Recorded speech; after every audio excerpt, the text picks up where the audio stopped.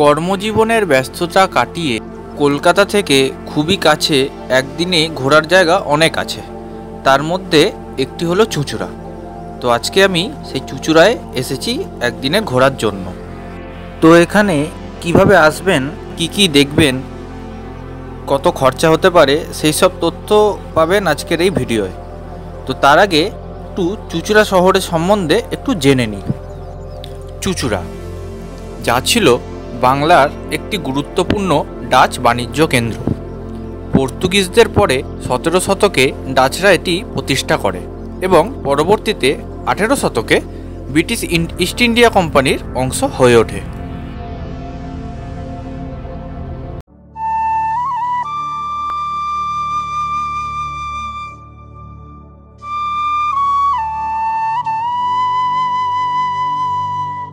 তাহলে আগে জেনে নিই আমরা এখানে কিভাবে পৌঁছাবো। হাওড়া থেকে মেন লাইনের যে কোনো লোকাল ধরে চলে আসুন চুঁচুড়া স্টেশন। তো সেখান থেকে আপনারা টোটো বুক করে নিতে পারেন। খরচা পড়বে 250 থেকে 300 টাকার মতো। হ্যালো বন্ধুরা, কেমন আছো সবাই? আশা করছি সবাই ভালোই আছো। তো আজকে আমি এসেছি চুঁচুড়ার কিছু জায়গা এক্সপ্লোর করব। তো তার আগে আমি চলে এলাম চুঁচুড়ার ডাচ সেমেট্রিতে এলাম। জায়গাটা পুরোই ফাঁকা, পেছনে দেখতেই পাচ্ছ একদম পুরো ফাঁকা। তো জেনে নিয়ে কিছু ইতিহাস। তো এটি হলো ডাচ সেমেট্রির মেন গেট। নীল রঙের গেটটা বন্ধ থাকে, কিন্তু দেখো তার ঠিক পাশে একটি রাউন্ড গেট আছে, ওটা তোমার সবসময় খোলাই থাকবে। ডাচ কবরস্থানটি পূর্ববর্তী ইউনাইটেড ইস্ট ইন্ডিয়ান কোম্পানির প্রাক্তন প্রধান লুই টেইলফোর্ড দ্বারা নির্মিত হয়েছিল। 1825 সালে ব্রিটিশরা ইন্দোনেশিয়ার সুমাত্রা দ্বীপকে ডাচদের সাথে চুঁচুড়ার বিনিময়ে একটি চুক্তি করে। এভাবে চুঁচুড়ায় ডাচ শাসনের অবসান ঘটে, কিন্তু ডাচ কবরস্থানটি এখনও টিকে আছে। চুঁচুড়ার এই কবরস্থানটি ভারতের প্রাচীনতম কবরস্থানগুলির মধ্যে একটি এবং এতে প্রায় 45টি কবর রয়েছে।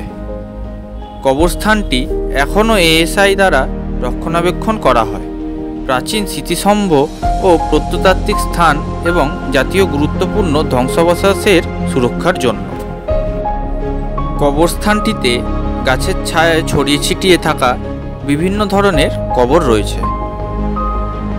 এই সমাধিগুলিতে প্রাক্তন ডাচ গভর্নর এবং সেই সময়ের অন্যান্য বিশিষ্ট ব্যক্তিদের সমাধি রয়েছে। সমাধিগুলি আকারে বৈচিত্র্যময়, যার মধ্যে বেশ কিছু বড়। প্রাচীনতম সমাধি হল স্যার কর্নেলিয়াস জংয়ের, যিনি 1743 সালে মারা যান, এবং শেষ সমাধিটি 1887 সালে এমা ডেপ্রারের সমাধিতে রেকর্ড করা হয়েছিল।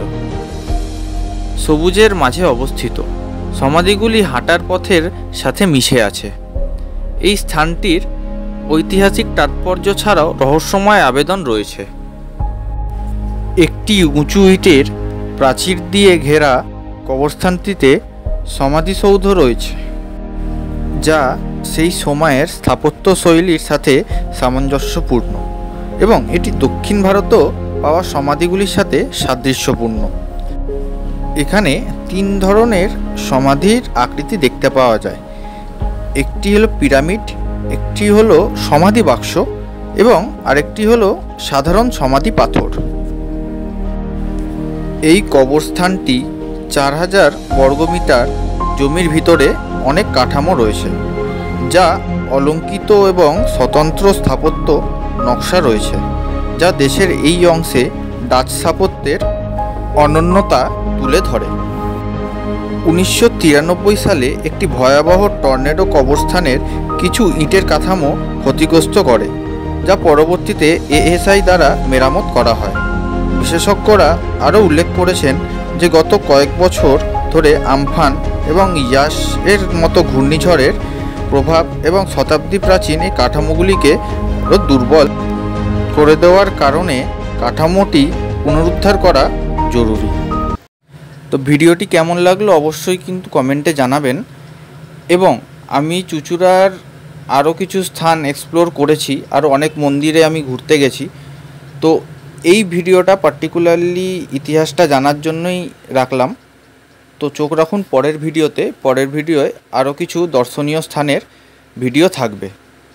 তো দেখতে থাকুন আর চ্যানেলটিকে অবশ্যই সাবস্ক্রাইব করে দেবেন। আজকের জন্য টাটা।